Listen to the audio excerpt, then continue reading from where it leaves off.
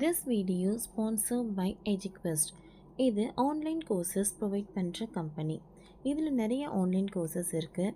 Advance marketing combo, digital marketing student combo, accounting and GST combo, advanced stock marketing, இன்னும் நிறைய courses இருக்குது. இந்த video உங்களுக்கு ரொம்ப யூஸ்ஃபுல்லாக இருக்கும். இதோட லிங்க் உங்களுக்கு டிஸ்கிரிப்ஷனில் கொடுக்குறேன். தேவைப்படுறவங்க யூஸ் பண்ணி பாருங்கள். The struggle to find courses that truly speak your language, it's finally over. Welcome to EduQuest, where learning is made just for you. At EduQuest, we bring you a wide range of online courses, from career building programs to skill boosting masterclasses, all in your regional language. Because we believe language should never be a barrier to success. Our courses are tailor made after understanding what today's learners really need.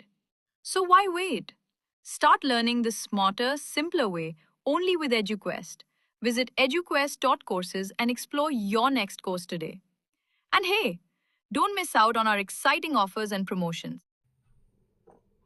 Rottweiler நாய்களால் வந்த சோதனை. Walking போன 75 வயது பெண்ணுக்கு நேர்ந்த கதி. உத்தரகாண்ட் மாநிலம் டோரனூனில் காலையில் வாக்கிங் சென்ற 75 வயது பெண்ணை விரட்டி ராட்வீலர் நாய்கள் கடித்த சம்பவம் பெரும் அதிர்ச்சியை ஏற்படுத்தி உள்ளது. இதில் 10 காயமடைந்த அந்த பெண்ணுக்கு ஒன்றிற்கு மேற்பட்ட இடங்களில் அறுவை சிகிச்சைகள் செய்யப்பட்டுள்ளது. தற்பொழுது அவர் உயிருக்கு போராடி வரும் நிலையில் ராட்வீலர் நாய்களின் உரிமையாளர்களை போலீசார் அதிரடியாக கைது செய்துள்ளனர். உத்தரகாண்ட் மாநிலம் டோராடூனை சேர்ந்தவர் கௌசல்யா தேவி, 75 வயது. இவர் தினமும் காலையில் வாக்கிங் செல்வது வழக்கம். இந்நிலையில்தான் நேற்று முன்தினம் காலையில் கௌசல்யா தேவி வழக்கம் போல் வாக்கிங் சென்றுள்ளார். அந்த சமயத்தில் முகமது ஐஜித் என்பவர் தான் வளர்க்கும் 2 ராட்வீலர் நாயை அழைத்து கொண்டு வாக்கிங் சென்றார். அந்த வேளையில் முகமது அழைத்து வந்த ராட்வீலர் நாய்களும் அவரது பிடியில் இருந்து தப்பியது. அது மட்டுமின்றி வாக்கிங் சென்ற கௌசல்யா தேவியை விரட்டி கடித்தது. இதில் கௌசல்யா தேவி படுகாயம் அடைந்தார். இறுதியாக அங்கிருந்தவர்கள் அவரை மீட்டு அருகே உள்ள டூன் மருத்துவமனையில் அனுமதித்தனர். அங்கு அவருக்கு முதலுதவி சிகிச்சை அளிக்கப்பட்டது. அதன் பிறகு மேல் சிகிச்சைக்காக தனியார் மருத்துவமனையில் அனுமதிக்கப்பட்டார். அங்கு அவருக்கு டாக்டர்கள் மருத்துவ பரிசோதனைகள் செய்தனர். உடலில் 1க்கு மேற்பட்ட இடங்களில் அறுவை சிகிச்சைகள் செய்ய வேண்டும் என்று டாக்டர்கள் கூறினர். இதையடுத்து அறுவை சிகிச்சை மேற்கொள்ளப்பட்டது. கௌசல்யா தேவியின் உடல் நலம் இன்னும் கூட சீராகவில்லை, மோசமான நிலையில்தான் உள்ளது. அவருக்கு டாக்டர்கள் தொடர்ந்து சிகிச்சை அளித்து வருகின்றனர்.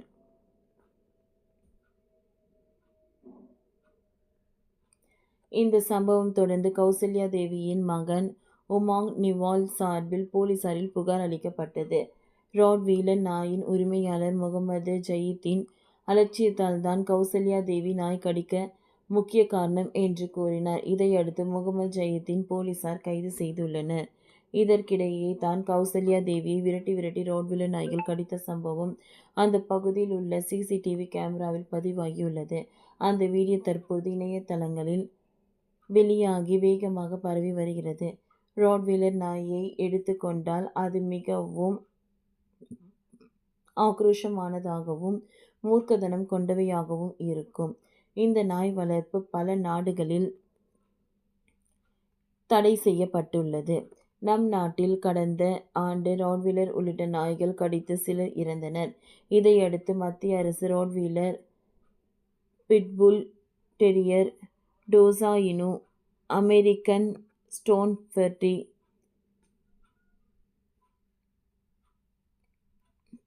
போன்ற ஓநாய் வகை நாய்கள், மாஸ்கோ காட் உள்ளிட்ட 20க்கு மேற்பட்ட வெளிநாட்டு நாய்களை இறக்குமதி செய்து வளர்க்க தடை விதிக்கப்பட்டு உள்ளது. மேலும் ஏற்கனவே வளர்க்கப்பட்டு வரும் நாய்கள், இவ்வகை நாய்கள் இனப்பெருக்கம் செய்யாதபடி கருத்தடை நடவடிக்கைகள் மேற்கொள்ளப்பட வேண்டும். கலப்பின நாய்களின் வளர்ப்பிற்கும் இது பொருந்தும். இதை மாநில அரசுகள் கவனிக்க வேண்டும் என்று கூறப்பட்டது. இந்த உத்தரவு இன்னும் பல மாநிலங்களில் முறைப்படி செயல்பாட்டிற்கு வரவில்லை. இந்நிலைக்கு தான் ட்ரோடானில் கௌசல்யா தேவியை ராட்வீலர் நாய்கள் கடித்து குதறி உள்ளது குறிப்பிடத்தக்கது. ஓகே ஃப்ரெண்ட்ஸ், இந்த வீடியோ உங்களுக்கு யூஸ்ஃபுல்லாக இருந்ததுன்னா லைக் பண்ணுங்கள், ஷேர் பண்ணுங்கள், சப்ஸ்கிரைப் பண்ணுங்கள். தேங்க்யூ.